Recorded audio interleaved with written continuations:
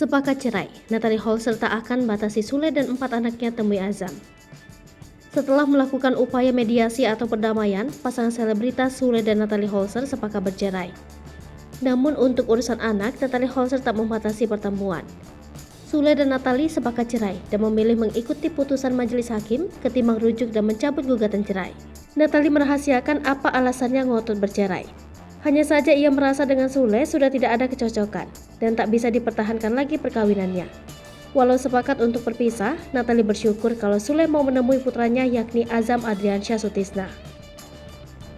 Tak hanya untuk Sule saja, Natalie menegaskan keputusan itu berlaku untuk Rizky Febian, Putri Delina dan anak-anak Sule lainnya.